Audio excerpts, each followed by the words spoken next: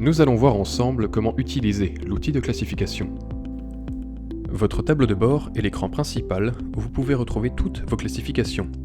Pour démarrer la classification de votre premier emploi, cliquez sur « Ajouter une classification ».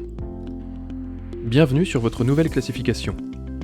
Vous allez remplir 5 critères relatifs aux caractéristiques de l'emploi que vous souhaitez analyser pour déterminer son positionnement dans la grille de classification, ce qui déterminera la rémunération minimale à appliquer à cet emploi, ainsi que la catégorie socio-professionnelle auquel il se rattache. Voici quelques conseils pour réaliser votre classification.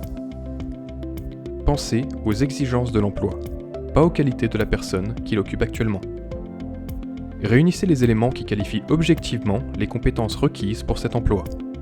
Concentrez-vous sur les missions significatives et habituelles de l'emploi.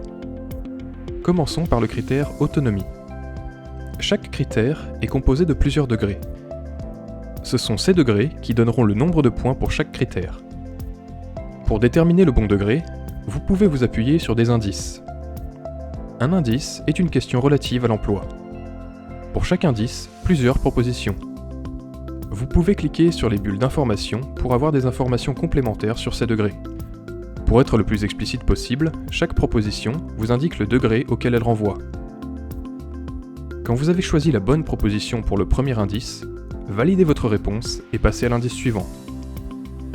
À la fin de cet exercice, l'application vous propose un degré pour ce critère, ici l'autonomie. Vous pouvez accepter ce degré ou choisir un degré au-dessus ou un degré au-dessous selon votre appréciation. Après avoir rempli tous les critères, vous pouvez compléter la partie information complémentaire. Cette partie est facultative. Elle n'est pas nécessaire pour accéder aux résultats de la classification d'un emploi. Toutefois, pour vous aider à classer vos valorisations, vous pouvez ajouter le nom de l'utilisateur concerné et le libellé de l'emploi. Si vous souhaitez disposer d'informations comparatives entre la classification actuelle de l'emploi et sa nouvelle classification, vous pouvez également compléter toutes les informations complémentaires.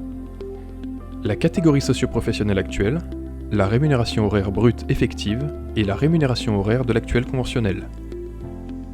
Pour accéder à la conclusion de la classification, revenez ensuite sur la grille de critères. Vous avez terminé de remplir tous les critères. Cliquez maintenant sur le bouton « Valider votre saisie » en bas de la page pour accéder à la conclusion de la classification. Sur la page de conclusion de la classification, vous trouverez le coefficient et le palier de l'emploi.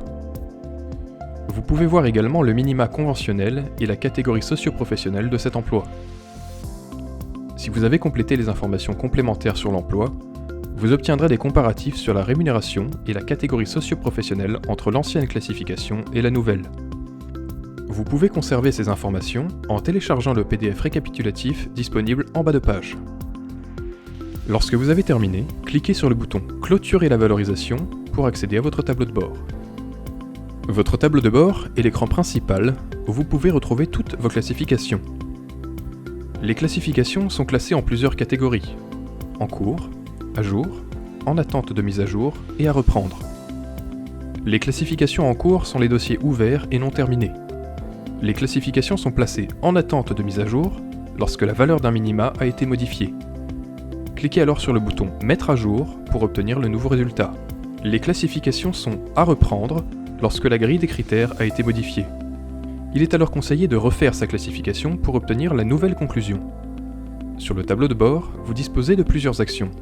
Supprimer une classification, la télécharger, la dupliquer pour la refaire en modifiant certains critères, ou encore l'imprimer. Une question sur la classification de vos emplois ? Votre fédération départementale est là pour vous aider.